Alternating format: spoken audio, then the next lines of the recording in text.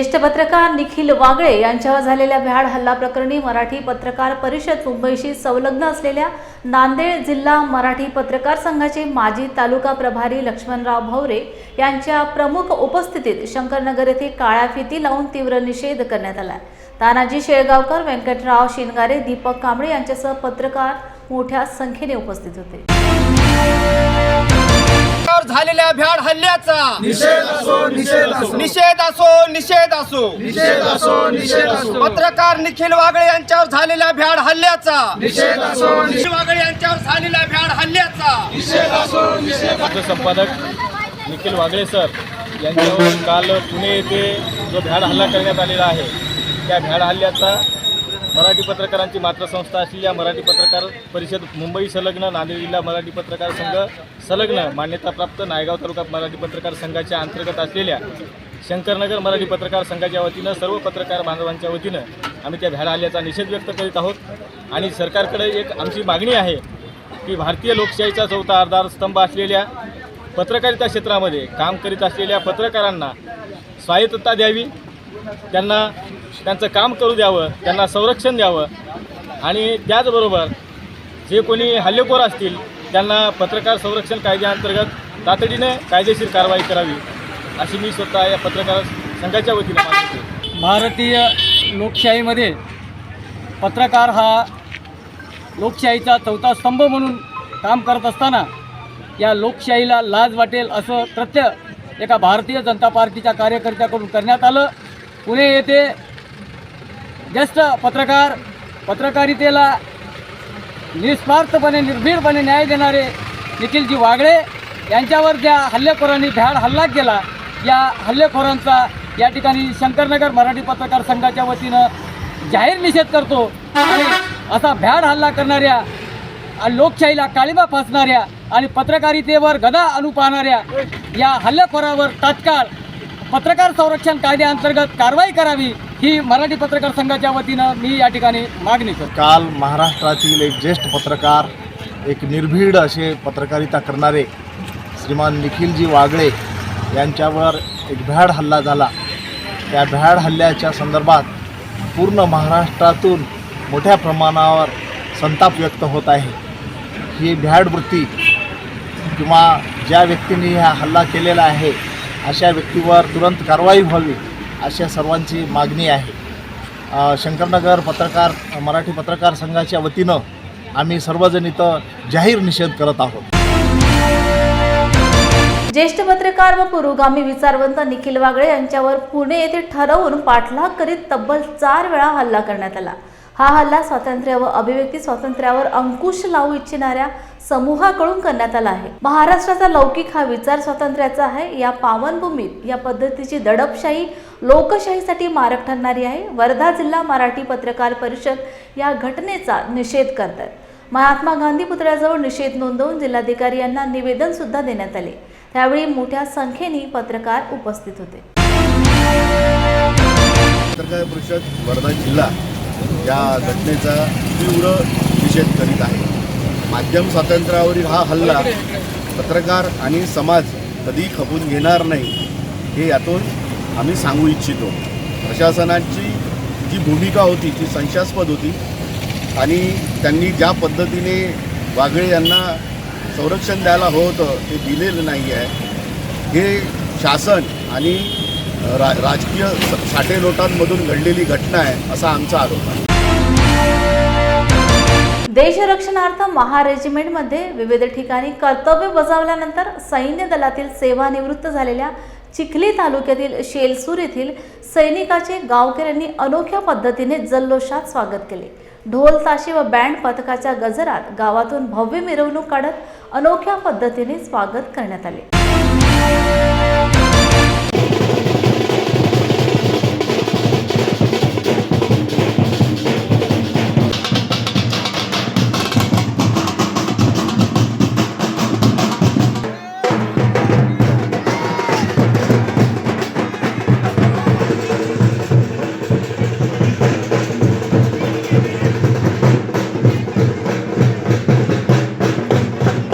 अगोदर मी शेलसूर ग्रामस्थांचे वडील माणसांचे, कारण त्यांनी मला जो मान सन्मान दिला त्याचं मी फार कौतुकास्पद आहे आणि त्यांचं मी फार अभिनंदन करतो.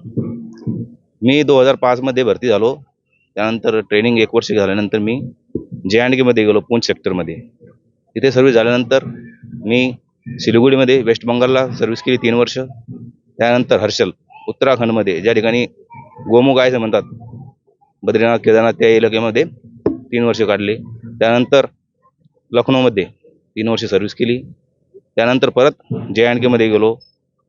त्यानंतर मग पुण्यानंतर मध्य प्रदेश आणि मध्य प्रदेशानंतर लास्टमध्ये पंजाबमध्ये सर्व्हिस करून मी 19 वर्ष पूर्ण करून मी आता रिटायर्ड झालेलो आहे. तर मी ग्रामस्थांचे मनपूर्वक अभिनंदन करतो की त्यांनी माझ्यासाठी एवढा प्रोग्राम केला. सर्वप्रथम शेलसूरवासियाचं मी मनापासून हार्दिक अभिनंदन करतो. कारण की आजचा हा स्वागत सोहळा सर्व शेलसूरवासियामधून सर्वांच्या सहमतीने आणि अंतःकरणापासून त्यांनी आयोजला आहे, त्याबद्दल मी त्यांचे धन्यवाद मानतो. थोडक्यात सांगायचं म्हणजे आर्मीची सर्व्हिस आणि सिव्हिलची सर्व्हिस ह्यामध्ये असा फरक आहे की सिव्हिलच्या सर्व्हिसमध्ये घरामधून निघून गेल्यानंतर काम सुरू करण्यापासून एंडिंगपर्यंत टोटल 8 तास काम असते आणि 8 तासानंतर ती व्यक्ती आपल्या घरी परत येते. परंतु याच्या अगेन्स्ट म्हणजे विरोधी असा आहे की आर्मीमधली जी ड्युटी सुरू होते ती 24 तास असते. 24 तास म्हणजे 24 तासाला 1 मिनिटसुद्धा कमी होऊ शकत नाही. कारण की सिव्हिल आणि आर्मीची जर तुलना केली तर 3 पट आर्मीवाल्याला काम करावं लागतं आणि ते फार बिझी लाईफ आहे. बिझी लाईफ म्हणजे एवढं आहे की केव्हा कधी आणि कसा प्रसंग आपल्यावर उद्भवून येईल हे काही सांगू शकत नाही. त्यामधून मी सुद्धा वाचलेलो आहे. थोडक्यात माझं सांगणं म्हणजे मी 1971चा भरती झालेलो आहे. मी ट्रेनिंग केल्यानंतर सप्टेंबर ते 20 डिसेंबर 1972 पर्यंत पाकिस्तानमध्ये बॉर्डर लाईन सोडून आतमध्ये 82 किलोमीटरमध्ये होतो, एरिया सिंध प्रांत. 20 डिसेंबर 1972ला तिथून आम्ही प्रस्थान केलं. त्यानंतर गड्रा रोड राजस्थानमध्ये आलो. त्यानंतर पुणे, रुडकी, हैदराबाद अशा शहरामध्ये आम्हाला देशसेवा करण्याची संधी मिळाली. शहरामध्ये देशसेवा करणं याचा अर्थ असा नाही की तेथे आपलं कुटुंब न्या आणि एन्जॉयमेंट करा किंवा फक्त आराम करा. जेवढा बॉर्डर लाईनवर त्रास असतो त्यापेक्षाही सिव्हिलमध्ये त्रास असतो. कारण की प्रत्येक समर सीझनमध्ये म्हणजे उन्हाळ्यामध्ये 2 महिने लढाईची ट्रेनिंग करावी लागते आणि ती लढाईची ट्रेनिंग दुहेरी असते. दुहेरी म्हणजे आपल्यावर जर शत्रू आला तर त्याला कसं आपण परास्त करायचं ती ट्रेनिंग असते, किंवा आपल्याला शत्रूजवळ जाऊन अटॅक कसा करायचा, त्यांना कसं मारायचं ती वेगळी ट्रेनिंग असते. आणि यामधून अनेक छोटे काही सब्जेक्ट आहे ते सिव्हिलमध्ये करावे लागतात. तर असे ते सर्वच आर्मीवाल्याला करावं लागते. त्यानंतर मी पाकिस्तान बॉर्डरवर 6 वर्ष नोकरी केली. चायना बॉर्डरवर 2 वर्ष नोकरी केली. अंदमान निकोबार ज्याला काळं पाणी म्हणतात त्या ठिकाणी 2 वर्ष नोकरी केली. आणि यामध्ये माझा पूर्ण कुटुंब सामील आहे आणि अंदमान निकोबारमध्ये माझा लहाना भाऊ समाधान आणि माझी फॅमिली कंप्लीट आम्ही होतो. माझं नाव विजय सखाराम धनगर, हल्ली सरपंच, माजी सैनिक, ASI रँक आहे. रिटायरमेंट 2019ला मी रिटायरमेंट झालो. आज आमचे भाऊ सुदर्शन रामदास इंगळे आपले धनगर हे सेवानिवृत्त झाले. त्यांच्यात मतलब या प्रोग्रामसाठी जे गावकरी सहकार्य करत आहेत त्या गावकऱ्यांचं मी अभिनंदन करतो, धन्यवाद म्हणतो. नवीन युवकांना मी हा संदेश देईल की ज्यांनी हे देश सेवा करून आले समजा, तसे सर्वांनी 18 वर्षावरील आणि सर्वांनी देश सेवा करण्याचं हे करावं, प्रयत्न करावा आणि देश सेवा करावी. एवढंच बोलून मी माझे 2 शब्द संपवतो. मलकापूर जिल्हा ढाणा येथील वकील संघातर्फे EVM हटाव देश बचाव संविधान बचाव या संदर्भात मुख्य निवडणूक आयुक्तांना मलकापूर उपविभागीय अधिकारी यांच्याद्वारे advocate Snehal Tayde, advocate BG Patil, advocate Wankhede व राष्ट्रीय काँग्रेसचे हाजी रशीद खान जमादार यांचे सहित अनेक कार्यकर्त्यांच्या उपस्थितीत आज निवेदन देण्यात आले.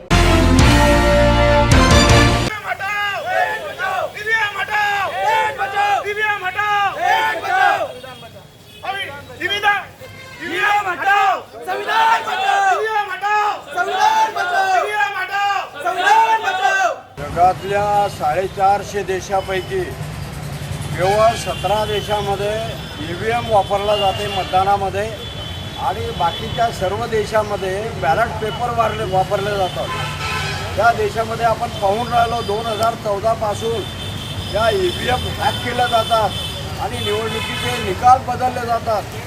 अनेक ठिकाणी जिथे मुस्लिम समाज बहुसंख्येनं असताना सुद्धा तिथे BJPला मतं गेलेले दिसतात। अनेक ठिकाणी 18-20 हजार मतं कमी झालेले किंवा वाढलेली दिसतात। या सगळ्या गोष्टीमुळे आज सर्वसामान्य जनता या देशातली या संभ्रमात पडलेली आहे की खऱ्या अर्थानं मतदानात या मतदारांनी या उमेदवाराला मत दिलेलं आहे ते त्याला न जाता ते BJPला जाते। सर्व यंत्रणा त्यांच्या हातात आहे, न्यायालयसुद्धा त्यांनी हॅक केलेले आहे। त्यामुळे लोकांचा कोणावरही आता विश्वास राहिलेला नाही आणि म्हणून पूर्वीप्रमाणे जे बॅलेट पेपरने निवडणुका घेतल्या जात होत्या त्याप्रमाणे निवडणुका घेण्यात याव्या। अनेक सायंटिस्ट लोकांनी हे सिद्ध केलेलं आहे की या EVM हॅक केल्या जाऊ शकतात। त्यामुळे आता आम्हाला अजिबात संशय राहिलेला नाही। तर आमची सगळ्यांची मागणी आहे, जनतेने हा प्रश्न मला वाटतं की देश पातळीवर उचलला पाहिजे आणि जे लोक EVMचा विरोध करतात त्या तीव्र आंदोलन करून त्या आंदोलनात आपण सर्वांनी सहभागी झाले पाहिजे।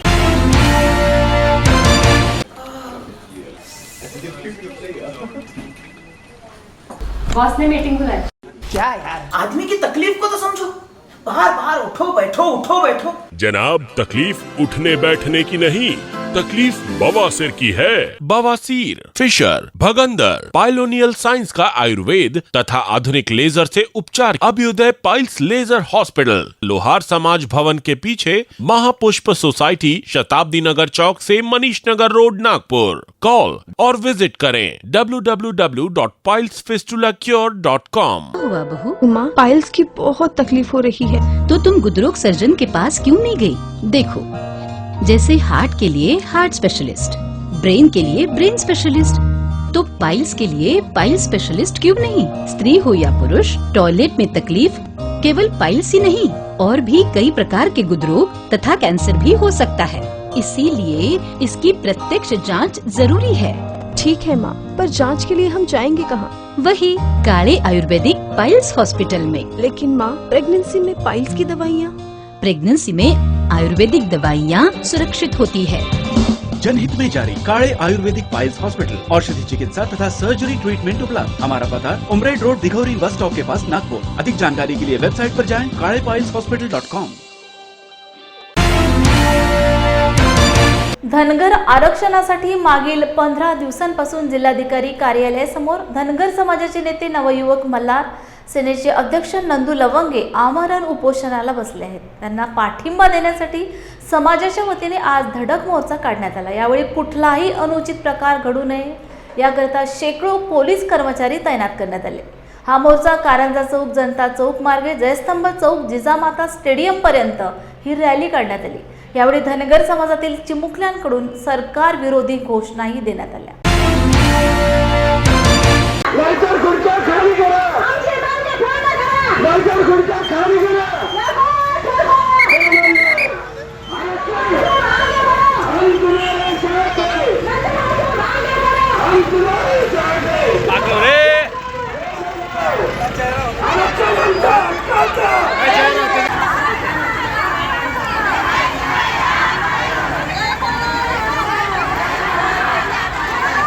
धनगर आरक्षणासाठी मागील 15 दिवसापासून बुलढाणा जिल्हाधिकारी कार्यालयासमोर नंदू लवंगे यांनी आमरण उपोषण सुरू केलं आहे।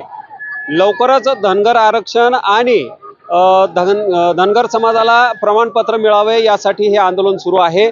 आज त्यांच्या समर्थनार्थ बुलढाणा येथे धनगर समाजाच्या वतीनं एक रॅली काढण्यात आलेली आहे। ती रॅली जी आहे निघालेली आहे। काही धनगर बांधव आपल्यासोबत आहेत, त्यांच्याशी आपण जाणून घेऊया काय त्यांच्या मागण्या आहेत। काका, काय तुमच्या मागण्या आहेत, काय सांगाल? आमची डॉक्टर बाबासाहेब आंबेडकरांनी घटनेमध्ये तरतूद करून दिलेली आहे आणि आमच्या समाजाला डॉक्टर बाबासाहेबांनी घटनेमध्ये आरक्षण दिलेलं आहे। त्या आरक्षणाची अंमलबजावणी करण्यासाठी गेल्या 45-50 वर्षापासून जे सरकार येत असेल त्या सरकारनं कानाडोळा केलेला आहे आणि आमची अंमलबजावणी झालेली आहे आणि त्यामुळे आमचा समाजातील तरुण तडफदार नेता नंदूभाऊ लवंगे गेल्या 15 दिवसापासून आमरण उपोषणासाठी बसलेला आहे आणि त्या 15 दिवसामध्ये शासनाने कोणत्याच प्रकारची दखल घेतलेली नाही. तरी या समर्थनार्थ आज धनगर बांधवाकडून या ठिकाणी मोर्चा आयोजित केलेला आहे. त्याचप्रमाणे बुलढाणा बंदची हाक दिलेली आहे. त्याच्या समर्थनार्थ हा मोर्चा आयोजित केलेला आहे. त्या मोर्चाचं फलित म्हणून जर आम्हाला येत्या 8 दिवसामध्ये जर आमच्या अंमलबजावणी झाली नाही तर कोणत्याच प्रकारचं उपोषण नंदूभाऊ मागे घेणार नाही आणि समाज यापेक्षाही उग्र रूप धारण करणार या अशा मी शासनाला ग्वाही देतो. आणि त्याचप्रमाणे या सर्व गोष्टीमध्ये जर दिरंगाई झाली तर त्याचप्रमाणे आमचा समाज बांधव जर रस्त्यावर उतरला याला सर्वस्वी शासन जबाबदार राहील याची सुद्धा या ठिकाणी आम्ही एक ग्वाही देतो. त्याचप्रमाणे या आरक्षणावर त्यांनी ताबडतोब निर्णय द्यावा अशी मी शासनातर्फे विनंती करतो आणि उपोषण मंडपाला भेट देऊन नंदूभाऊला बोलून काहीतरी निश्चितच या ठिकाणी जे आंदोलन सुरू आहे हे आंदोलन जिल्हाधिकारी कार्यालयावर चालू असून आज जो आहे मोर्चा निघालेला आहे. काही महिला देखील आहेत या मोर्चामध्ये सहभागी झालेल्या आहेत. त्यांच्या भावना ज्या काय आहेत त्या आपण या ठिकाणी जाणून घेणार आहोत. काय सांगाल ताई? राजमाता पुण्यश्लोक अहिल्यादेवी होळकर स्मारक समितीचे सचिव हे आज 5 नाही 10 नाही आज 15 दिवस झाले या ठिकाणी आपल्या मुलाबाळांची पर्वा न करता या ठिकाणी उपोषणाला येऊन बसले आहे. तर आमच्या या धनगर समाजाची या सरकारने फसवणूक लावली आहे. या सरकारने आम्हाला 3 महिन्याची मुदत दिलेली होती आणि आता येत्या 20 तारखेला ती मुदत आता संपत आलेली आहे. ती मुदत आता संपत आलेली आहे. आचारसंहिता डोक्यावर येऊन बसली आहे आणि तरी सुद्धा आमच्या या आरक्षणाचा या सरकार नाव घ्यायला तयार नाही. या सरकारने आमच्या या धनगर आरक्षणासाठी तुझा भाव निर्माण केलेला आहे. एका बांधवाला न्याय आणि दुसऱ्या बांधवाच्या तोंडाला फक्त यांनी पाने पुसलेत का? आमच्या या धनगर समाजाच्या फक्त कविता नेमल्या? आमच्या या धनगर समाजाला वेड्यात काढण्याचे धंदे यांनी चालू केलेत का? माझा या राज्य सरकारला सवाल आहे की आमच्या या धनगर आरक्षणासाठीच तुम्ही असा भेदभाव का करताहेत? आमचा हा धनगर समाज आता थांबणार नाहीये. आमचा धनगर समाज आता जागा झालेला आहे. आमचा धनगर समाज आता जागा झालेला आहे. आमच्या या धनगर समाजाला या आमच्या गरीब धनगराला आता आमच्या अस्तित्वाची जाणीव झालेली आहे. आमचा धनगर समाज आता कुठल्या काही करता आम्हाला हक्क मिळवल्याशिवाय राहणार नाहीये. आमचा धनगर समाज हा त्यांना कमी दिसतोय पण आम्हाला वेडे समजू नका. आम्ही हा धनगर या राज्य सरकारने छत्रपती शिवाजी महाराजांची शपथ घेतली होती की मी मराठा समाजाला आरक्षण देणार आणि मराठा समाजाला आरक्षण देऊन मोकळे झाले. आमच्या या धनगर समाजाकडे बघायला सुद्धा राजी नाही. या सरकारला मी माझ्याकडनं आव्हान करते, माझ्या या संपूर्ण धनगर समाजाच्या वतीने आव्हान करते की तुम्ही सुद्धा या शिंदे साहेबांनी आमच्या या राजमाता पुण्यश्लोक अहिल्यादेवीची शपथ घ्यावी आणि आम्हाला लवकरात लवकर या आरक्षणाची अंमलबजावणी करावी. अन्यथा या राज्याचे मुख्यमंत्री फक्त आणि फक्त मराठा समाजाचेच राहणार. हा संदेश पूर्ण राज्यभरात जाणार आहे. आता आम्ही थांबणार नाहीये.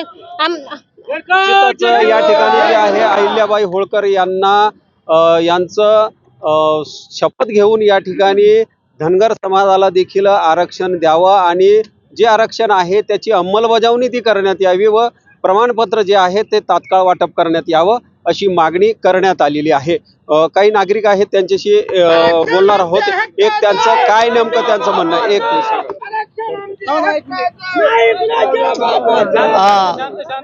या भारताच्या स्वातंत्र्याच्या अगोदर 1931 मध्ये इंग्रजाच्या काळामध्ये जेव्हा सर्वे करण्यात आला तेव्हा धनगर ही एक अनुसूचित जमातीमध्ये होतं आणि त्यानंतर आपला देश स्वातंत्र्यामध्ये आला आणि स्वातंत्र्यामध्ये आल्याच्या नंतर स्वातंत्र्य कशा प्रकारचं चालवायचं, देश कसा चालवायचा अशा प्रकारची या देशामध्ये राज्यघटना डॉक्टर बाबासाहेब आंबेडकरांनी तयार केली.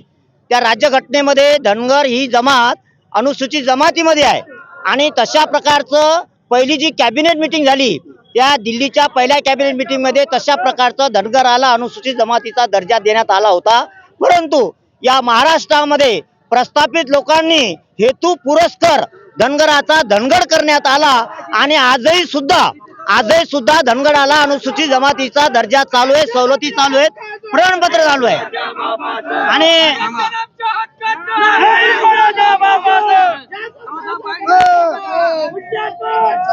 आणि आम्ही या 75 वर्षामध्ये वारंवार आमचा धनगर समाज हा धनगडाच्या विरोधात बोलतो, परंतु या राज्यामध्ये धनगड एकही नाही. जर कदाचित धनगड जर असता तर नक्कीच आमच्या विरोधात त्यांनी एक मोर्चा काढला असता.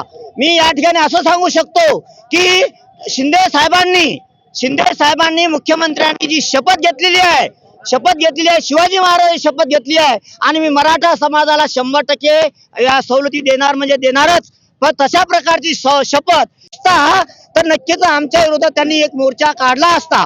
मी या ठिकाणी असं सांगू शकतो की शिंदे साहेबांनी मुख्यमंत्र्यांनी जी शपथ घेतलेली आहे, शिवाजी महाराज शपथ घेतली आहे आणि मी मराठा समाजाला 100% या सवलती देणार म्हणजे देणारच. पण तशा प्रकारची शपथ ही अहिल्यादेवी देवीची घ्यावी. अहिल्यादेवीचं काम नुसतं राज्यापुरतं नाही, शिवाजी महाराजांचं राज्याचं पुरतं काम नाही. हे फार मोठे महान नेते होऊन गेलेले आहे. शिवाजी महाराज असेल, डॉक्टर बाबासाहेब आंबेडकर असेल, अहिल्यादेवी होळकर असेल, यशवंतराव होळकर असेल, यांचं फार मोठं काम आहे. आणि महाराष्ट्रामध्ये धनगर ही जमात नंबर 2 मध्ये आहे. आणि एवढं असताना मग सवलती का मिळाल्या नाही 2 मध्ये असताना सुद्धा? तर धनगर समाज हा वाड्यावर इकडे तिकडे राहणार आहे, जंगलामध्ये राहणार आहे, त्यांना सवलतीचं कोणत्या प्रकारचं ज्ञान मिळालं नाही. त्यांना सवलती मिळाव्या एवढं मी बोलतो. निश्चितच या ठिकाणी सवलती मिळाव्या यासाठी हे मोर्चा जो आहे तो सुरू आहे. एक बालिका आहे, तिचं काय म्हणणं आहे ते पुण्यश्लोक अहिल्यादेवी होळकर स्मारक समितीचे सचिव माझे वडील श्री नंदुभाऊ लोंगे हे आमची पर्वा न करता 15 दिवस झाले ते उपोषणाला येऊन बसलेले आहे. तरीही सरकारने काहीही न्याय घेतला. तर सरकारला माझा सवाल आहे की इशारा आहे की आम्हाला न्याय हवा आहे. न्याय आम्हाला कधी डॉक्टर बाबासाहेब आंबेडकरांनी घटनेमध्ये 36 नंबरला आम्हाला आरक्षण दिलेलं आहे. फक्त आणि फक्त अंमलबजावणी होणं बाकीचे. ती अंमलबजावणी काही केली नाही तर आमचा पूर्ण परिवार आत्मदान देईल, नाहीतर हे करीन. एलकोट एलकोट. निश्चितच या ठिकाणी जे आहे धनगर आरक्षण आणि अंमलबजावणीसाठी बुलढाण्यात उपोषण जरी सुरू असलं तरी देखील या ठिकाणी निघालेला आहे आणि मोठ्या प्रमाणात समाज जो आहे तो रस्त्यावर उतरलेला आहे. आता सरकार याकडं कसं या प्रश्नाकडे कसं गांभीर्याने बघतं हा येणारा काळच ठरणार आहे. Deepak More, lord Buddha TV, Buldhana. कोल्हापूर सांगली जिल्ह्यातील पूर नियंत्रणासाठी पश्चिम महाराष्ट्रातील पाणी दुष्काळग्रस्त भागाकरिता Maharashtra climate resilience development programme या महत्त्वाकांक्षी प्रकल्पास जागतिक बँकेने 4000 कोटींचा निधी मंजूर केल्याची माहिती राज्य नियोजन मंडळाचे कार्यकारी अध्यक्ष राजेश क्षीरसागर यांनी पत्रकार परिषदेत दिली. स्वातंत्र्याच्या अमृत महोत्सवी वर्षाच्या निमित्तानं सन्माननीय पंतप्रधान नरेंद्रभाई मोदी यांनी देशाला विकसित भारत म्हणजे इंडिया @47 हे स्वप्न पाहिलेलं आहे. देशाला महासत्ता आपल्याला बनवायचं आहे. ज्या पद्धतीनं केंद्रामध्ये नीती आयोगाची स्थापना झाली त्या पद्धतीनं राज्यामध्ये या महासत्ता बनवण्यामध्ये राज्याचा वाटा देखील तेवढाच असला पाहिजे. या दृष्टीनं राज्याचे मुख्यमंत्री एकनाथ शिंदे, उपमुख्यमंत्री देवेंद्र फडणवीस, अजितदादा पवार यांच्या माध्यमातून मित्रा या संस्थेची स्थापना झाली आहे. मित्राचा long form Maharashtra institution for transformation. या मित्राच्या माध्यमातून आज राज्याची इकॉनॉमी 2027 पर्यंत $1 ट्रिलियन पर्यंत वाढवणे आणि 2047 पर्यंत $5 ट्रिलियन पर्यंत वाढवणे हे आमचं उद्दिष्ट आहे. यामध्ये कुठलाही देश आणि राज्य विकसित होत असताना विकसनाच्या दृष्टीनं ज्या काही आपले उद्योगधंदे असतील किंवा इतर गोष्टी असतील त्याच पद्धतीनं राज्याचं नुकसान जर कुठं होत असेल तर ते देखील थांबलं पाहिजे की जेणेकरून त्यामुळं आपल्या इकॉनॉमीमध्ये भर पडते किंवा इकॉनॉमी कमी होणार नाही. आणि त्या दृष्टीनं गेल्या 2019 आणि 21च्या दरम्यान जे महापूर या कोल्हापुरामध्ये आला यामुळे प्रचंड नुकसान जनावरांचं झालं, गाड्या वाहून गेल्या, बंगले गेले, लोकांचं शेती वाहून गेली, मोठं नुकसान या ठिकाणी झालं. आणि म्हणून हे नुकसान टाळण्यासाठी वर्ल्ड बँकेच्या माध्यमातून 4000 कोटीच्या या प्रकल्पाला मान्यता मिळालेली आहे. यामध्ये 70% रक्कम वर्ल्ड बँक घालणार, 30% रक्कम ही महाराष्ट्र शासन घालणार. आणि यामुळं पूर परिस्थितीमुळे उद्भवणारी परिस्थिती जे काही त्याला कारण आहे, मग रस्त्यात असणारे ब्रिज असतील जे भराव टाकून केलेले आहेत त्याला पिलरवर तयार करणे जेणेकरून खालनं पाणी वाहून जाईल, त्याचबरोबर त्या दरम्यान येत असणाऱ्या विजेच्या तारा लाईट बंद केली की सगळे उद्योगधंदे बंद होतात आणि त्याचबरोबर विविध ठिकाणी ज्या पद्धतीनं हिंदमाता मुंबईला पूर्वी पावसाचं पाणी तटायचं त्याच ठिकाणी खाली पूर्ण पाण्याचं स्टोरेज केलं आणि वरती ग्राउंड केलं, अशा पद्धतीच्या उपाययोजना. त्याचबरोबर आज काळंबावाडी धरण असेल, राधानगरी धरण असेल, त्या ठिकाणी स्वयंचलित दरवाजे परत बंद करता येत नव्हते, ते आपोआप बंद आपण त्यांना ऑटोमॅटिक दरवाजे म्हणत होतो, त्याला बंद करण्याच्या दृष्टीनं आपल्याला करता यावेत, त्यासाठी देखील योजना आहेत. यासह अनेक कारणं जी काही आहेत पूर परिस्थितीची ही शोधून काढून पहिल्या टप्प्यामध्ये कोल्हापूर आणि सांगलीच्या जिल्ह्यामध्ये जे नुकसान होतं ते नुकसान टाळणं यासाठी 4,000 कोटीचा प्रकल्प मंजूर झालेला आहे. मंगळवारी सकाळी 11 वाजता महाराष्ट्र इन्स्टिट्यूशन फॉर ट्रान्सफॉर्मेशन या माझ्या ऑफिसमध्ये निर्मल भवन मुंबई याला पहिली बैठक या ठिकाणी येणार आहे. या बैठकीला मित्राचे सीईओ सन्माननीय प्रवीण परदेशी हजर राहणार आहेत. त्याचबरोबर वर्ल्ड बँकेचे सगळे प्रतिनिधी त्या ठिकाणी येणार आहेत. 13 तारखेला ही मीटिंग झाल्यानंतर 14 आणि 15 तारखेला कोयना पाटणचं कोयना धरण आणि त्याचबरोबर रस्त्यात येणारे जिथं जिथं पाणी रस्त्यावर होतं ते आणि कोल्हापूर जिल्ह्यातल्या इतर धरणं वगैरेला आम्ही 14 ते 15 तारखेला व्हिजिट देतोय आणि खऱ्या अर्थानं पुढच्या काळामध्ये हे जे पूर परिस्थितीमुळे होणारं नुकसान आहे ते निश्चितपणे पुढच्या काळामध्ये टळेल याची मला आशा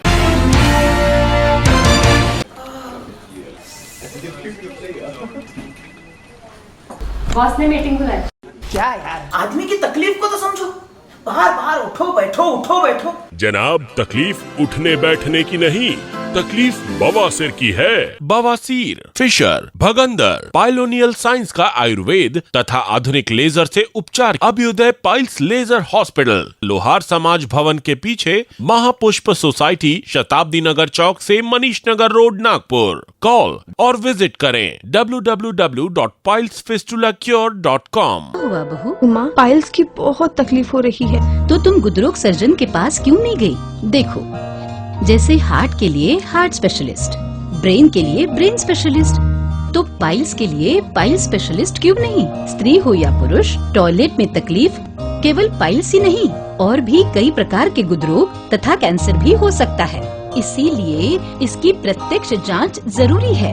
ठीक है माँ, पर जांच के लिए हम जाएंगे कहाँ? वही काले आयुर्वेदिक पाइल्स हॉस्पिटल में. लेकिन माँ, प्रेगनेंसी में पाइल्स की दवाइयाँ?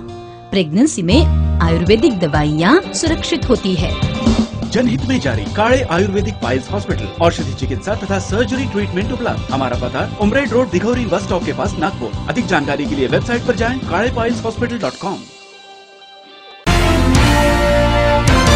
कोल्हापूर जिल्हा हातकणंगले तालुका पट्टणकोडोली प्रेरणा धम्म संस्कार केंद्र व राजर्षी शाहू स्पोर्ट्सच्या वतीने माता रमाई आंबेडकर यांच्या जयंतीनिमित्त तथागत गौतम बुद्ध आणि डॉक्टर बाबासाहेब आंबेडकर यांचा मूर्तिदान सोहळा मोठ्या उत्साहात पार पडला.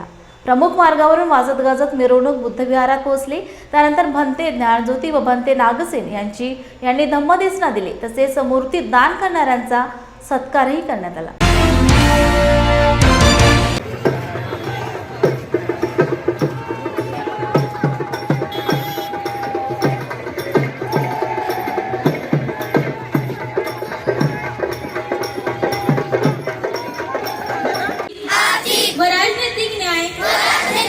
विचार, अभिव्यक्ती, विश्वास, श्रद्धा व उपासना यांचे स्वातंत्र्य, दर्जाची व संधीची समानता निश्चितपणे प्राप्त करून देण्याचा आणि त्या सर्वांमध्ये व्यक्तीची प्रतिष्ठा व राष्ट्राची एकता आणि एकात्मता यांचे आश्वासन देणारी बंधुता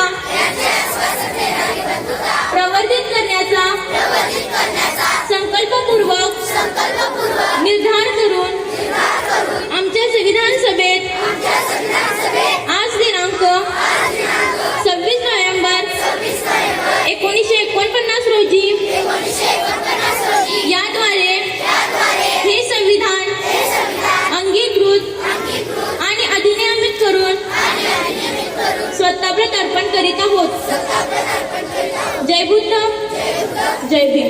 आज पट्टणकोडली हिंदू समाज प्रेरणाधम्म संस्कार केंद्र आणि राजर्षी शाहू स्पोर्ट्स यांच्या वतीने घेण्यात आलेल्या माता रमाई यांच्या जयंतीनिमित्त विश्वरत्न डॉक्टर बाबासाहेब आंबेडकर यांची प्रतिमा पुतळा त्याचबरोबर तथागतांचा पुतळा अशा दोन्ही मूर्त्यांचं या ठिकाणी भव्य असं भीमनगरपासून ते विश्वरत्न डॉक्टर बाबासाहेब आंबेडकर भवन इथंपर्यंतचा सवाद्य अशी भव्य अशी मिरवणूक या ठिकाणी काढण्यात आली. या मिरवणुकीमध्ये संपूर्ण समाजातील भीम भगिनी त्याचबरोबर उपासक उपासिका मोठ्या संख्येने उपस्थित झालेल्या होत्या. या पट्टणकुडलीच्या डॉक्टर बाबासाहेब आंबेडकर भवन या ठिकाणी आल्यानंतर या ठिकाणी पहिल्या प्रथम संपूर्ण समाजामधून रॅली जी आहे ती रॅली संपन्न झाली आणि त्यानंतर या आंबेडकर भवन या ठिकाणी धम्मदेशनेचा कार्यक्रम संपन्न झाला. म्हणते ज्ञानज्योती यांनी आपली धम्मदेशना दिली. त्याचबरोबर अध्यक्ष म्हणून अमर कांबळे सरांनी आपलं व्याख्यान दिलं आणि अशा रीतीनं हा जो कार्यक्रम आहे तो कार्यक्रम या ठिकाणी संपन्न झाला. या कार्यक्रमासाठी संपूर्ण योगदान जे आहे ते मूर्तीचे दानदाते यांनी बहुमोल असं सहकार्य मूळ समाजाला केलं आणि म्हणूनच या दोन ज्या मूर्त्या आहेत त्या मूर्त्या आम्हाला समाजासाठी प्रदान करण्यास मोठं योगदान जे आहे ते योगदान आम्हाला प्राप्त झालं.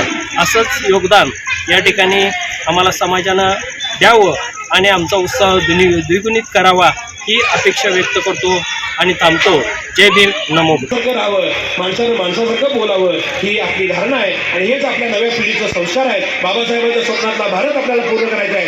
शासनकर्ती जमात आपल्याला बनायचं आहे. आपल्यालाच या देशामध्ये कलेक्टर बनवायचे आहे आणि पंतप्रधानांनी राष्ट्रपती बनवायचे आहे. त्यासाठी पुढे या, त्याला धम्माची जोड द्या. आणि धम्म म्हणजे काय तुम्हाला सांगतो थांबतो. धम्म म्हणजे काय? सकाळी उठल्यापासून संध्याकाळी झोपेपर्यंत कुणालाही उलट बोलू नका, तुम्ही बौद्ध. सकाळी उठल्यापासून संध्याकाळी झोपेपर्यंत कुणाची लांडी लपाडी करू नका, तुम्ही बौद्ध. सकाळी उठल्यापासून संध्याकाळी झोपेपर्यंत तुम्ही चोरी करू नका, तुम्ही बौद्ध. सकाळी उठल्यापासून संध्याकाळी झोपेपर्यंत कुणालाही शिलाशाप करू नका, तुम्ही बौद्ध. सकाळी उठल्यापासून संध्याकाळी झोपेपर्यंत कुणाचाही खून करू नका, तुम्ही बौद्ध. सकाळी उठल्यापासून संध्याकाळी झोपेपर्यंत कुणाचाही व्यभिचार करू नका, कसलाही व्यभिचार मनात आणू नका, तुम्ही बौद्ध. राग द्वेष लोभ मोह माया मुक्त म्हणजे बुद्ध आणि माणूस म्हणून जगणं म्हणजे बुद्ध. आज तुम्हाला हे बुद्धत्वाचं जगणं आणि बुद्धत्वाचा सहवास ज्या धम्मसंस्कार केंद्रामुळे आणि 2-3 संस्थांमुळे मिळाला त्या संस्थांसाठी पुन्हा एकदा आपण टाळ्या वाजवा आणि बहिणाबाईच्या आवाजात सांगतो की आपण धावा ऐकून आलेला त्याने पाय म्हणू नये, आकडला दानासाठी त्याने हात म्हणू नये, नाही ऐके हरिनाम त्याने कान म्हणू नये, नाही मुठी मान नाम त्याला तोंड म्हणू नये. तोंड आहे चांगलं बोला, कान आहे चांगलं ऐका. भारतीय राज्यघटनेचे शिल्पकार महामानव डॉक्टर बाबासाहेब आंबेडकर यांचे रायगड जिल्ह्यातील मुख्यालय असलेल्या अलिबाग येथे भव्य स्मारक उभारावे अशी मागणी तमाम आंबेडकरी बहुजन समाजातर्फे करण्यात आली. रिपब्लिकन पार्टी ऑफ इंडियाचे अलिबाग तालुकाध्यक्ष सुनील सप्रे, जयप्रकाश पवार आणि ज्येष्ठ आंबेडकरी नेते यांच्या नेतृत्वात अलिबागच्या डॉक्टर बाबासाहेब आंबेडकर पुतळ्याजवळ आंबेडकर स्मारक संघर्ष मेळावा आयोजित करण्यात आला. असं आहे, या संदर्भातलं नियोजन Alibag Republican party of India यांचे जे सर्व पदाधिकारी आहेत त्यांच्या माध्यमातून गेले 6 महिने या संदर्भातली चर्चा आहे. आत्ता आपण सभेच्या माध्यमातून जी भाषणं ऐकली त्याच्यामधून त्याचं इतिवृत्त आपल्याला निश्चित कळलं असेल. पण रायगडची राजधानी अलिबाग आहे, तिथला मुख्यालयातला मी आमदार असल्या कारणाने ज्या पद्धतीने मुरुडमध्ये आपण बाबासाहेबांचं अद्ययावत स्मारक खऱ्या अर्थाने आज 70 ते 75 काम आपण पूर्ण केलं आहे. त्याच याच्यावरती या मुख्यालय ठिकाणी अतिशय सुंदर असं भव्य स्मारक या ठिकाणी उभारणार हा शब्द मी आज या ठिकाणी दिलेला आहे. खरं याची बऱ्यापैकी पूर्तता कागदोपत्री मी स्वतःहून त्याचा पार केलेली आहे आणि म्हणून मी माझ्या भाषणामध्ये सांगितलं की या अलिबाग तालुक्याचे माजी अध्यक्ष कैलासवासी माजी अध्यक्ष गायकवाड यांचे जे प्रयत्न होते, यांची जी पराकाष्ठा होती त्याला न्याय देण्यासाठी ही जी समिती आता सप्रे आणि त्यांचे सगळे प्रमुख कार्यकर्ते या ठिकाणी आज एकजुटीने काम करतात, त्याला खरा ते न्याय देण्यासाठी अलिबागच्या मुख्यालय ठिकाणी येत्या काही दिवसातच खऱ्या अर्थाने शासनाकडे त्याला मंजुरी घेऊन या ठिकाणी भव्य असं स्मारक आपण उभारणार. भद्रावती तालुक्यातील मौजा, विसलोन आणि पळसगाव येथील नाल्यावर 2 मोठे बंधारे बांधण्यात येत असून नाल्यावरील बंधाऱ्याच्या बांधकामाची माहिती ग्रामपंचायतीला देण्यात आली नाही. सदर बंधाऱ्याची पाहणी करण्यासाठी ग्रामपंचायत सदस्य आणि गावकरी गेले असता त्यांच्या लक्षात आले की कॉन्क्रीटमध्ये रेतीचा वापर न करता काळ्या गिट्टीच्या बारीक धुडीत सिमेंट मिक्स करून मसाला तयार करण्यात आलाय. त्यामुळे त्याला आत्ताच भेगा पडल्या आहेत. बंधाऱ्याच्या गैरकारभारात जबाबदार अधिकारी व कंत्राटदार यांच्यावर कारवाई करण्यात यावी अशी मागणी गावकऱ्यांनी जिल्हाधिकाऱ्यांना निवेदन देत करण्यात आली. शेतकऱ्यांच्या सिंचनाच्या सोयीसाठी सरकारने जे बंधारे बांधण्याचा उपक्रम राबवला, त्या अधिपत्याखाली मौजा, बिसलोर, पळसगाव हे 2 बंधारे काम सुरू केलेलं आहे. काम अर्धवट आहे आणि आम्ही जेव्हा विचारणी केली ग्रामपंचायतला, त्यावेळेस ग्रामपंचायतकडे याची कसलीही माहिती नाही, इस्टिमेट नाही, कुठून मंजूर झाला हेही नाही, कोण इंजिनियर आहे हेही माहीत नाही. म्हणून आम्ही प्रत्यक्ष स्पॉटवर येऊन त्याचे फोटो काढून त्याची शहानिशा केली. चंद्रपूरला 4 ऑफिसमध्ये जेव्हा आम्ही गेलो तर 4ही ऑफिसमध्ये सांगितलं का हे काम आमच्याकडे नाही. त्याच्यामुळे संभ्रम असा आहे, कोणत्या नियोजनातून हे केलं, कोणत्या कार्यालयातून ही मंजुरी मिळाली आणि कोणता इंजिनियर याच्यावर देखरेख ठेवत आहे, कोणत्या विभागामार्फत हे काम चालू आहे याची गाववाल्यांना कसलीही कल्पना नाही आणि ग्रामपंचायतला विश्वासात घेऊन हे काम करण्यात आलेलं नाही. दुसरी गोष्ट अशी का आम्ही जेव्हा इथं पाहिलं, सळाकी खूप दूरपर्यंत वापर आहे. रेतीचा वापर 0% आहे. गिट्टीचा जो भुकटीचा माल आहे बारीक, त्या भुकटीच्या मालात सिमेंट काँक्रीटचा मसाला करून त्याचा वापर केला जात आहे. ठेकेदार कोण आहे तोही दिसत नाही स्पॉटवर. त्याच्यामुळे परिस्थिती अशी झाली का 50 वर्षे 100 वर्षे राहणारा हा जो बंधारा आहे, पुरा पाण्यात एकाच पावसाळ्यात वाहून जाण्याची स्थिती आहे. हे इथं भेगा गेलेला आहे पूर्ण, त्याचे फोटो पण काढलेले आहे. आणि इकडे त्या जिथं हे राहिलेलं आहे काही भाग त्या कॉन्क्रीटला त्याच्यात गोटे कुचावून हे केलेलं आहे. जिथं भेगा गेल्या तिथं मसाला लावून त्याला बरबटून टाकलेलं आहे. आज आमच्या गावामध्ये इथे बांधारा इथे काम सुरू असल्यामुळे तिथंही इस्टिमेट बरोबर नसल्यामुळे आम्हाला ग्रामपंचायतच्या सदस्य लोकांना किंवा सरपंचाला काही माहिती नसल्यामुळे आम्ही त्या कामाकडे लक्ष बरोबर देऊ शकत नाही. आणि गेलो तरी तिथं काम त्यांचं बरोबर नसल्यामुळे आम्ही त्यांना बोललो, पण तरी पण ते लोक काम बरोबर करत नाही. ठेकेदार कोण्या पद्धतीने माल वापरतात हे पण आम्हाला करू देत नाही. आणि चांगल्या दर्जाने लोहा सिमेंट किंवा पाण्याचे बरोबर व्यवस्था करत नाही किंवा काम बरोबर नसल्यामुळे आम्हाला ते काम मंजूर नाही आहे. नदीच्या पात्रामध्ये जे बंधारा बांधण्यात येत आहे त्या बंधाऱ्याचं काम आत्ताच बांधणे सुरू केले आणि आता बांधता जे आता जे क्रॅक गेले आहे वस्तुस्थिती आहे, हे जर काम जर आत्ता जर ते क्रॅक जात आहे तर समोर चालून त्या बंधाऱ्याचं लाईफ काय आहे आणि ह्या कंपनीमध्ये जे वापरत आहे, ज्या माल जो वापरत आहे तो निकृष्ट दर्जाचा वापरत आहे आणि डस्टचा वापर करत आहे. रेतीचा वापर करत नसून तो डस्टचा वापर करत आहे. आणि याच्यामध्ये जे बंधाऱ्याचं जे काम दिलं आहे ते काम कोणत्या कंपनीला दिलं आहे, कोणाला दिलं आहे हे सुद्धा अजूनपर्यंत माहीत नाही आहे. आणि याचा ठेकेदार कोण आहे हे सुद्धा माहीत नाही आहे. आम्ही ह्या कामामध्ये जेव्हा येऊन अडथळा टाकत आहोत ते आम्हाला जे प्रतिउत्तर देत आहे ते प्रतिउत्तर आम्हाला पाहिजे त्या स्वरूपात देत नाही आहे. म्हणून आमचा हा आक्षेप आहे की हा बंधारा जर निकृष्ट दर्जाचा जर होत असेल तर हा बंधारा इथेच थांबवावा, नाही तर आमची समोरची कारवाई आम्हाला कडक याच्यामध्ये करावं लागेल.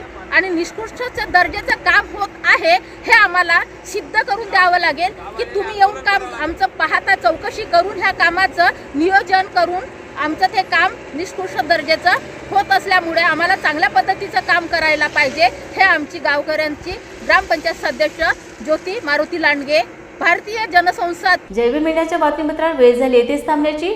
पुन्हा भेटूया ताजा घडामोडी घेऊन. जय भीम.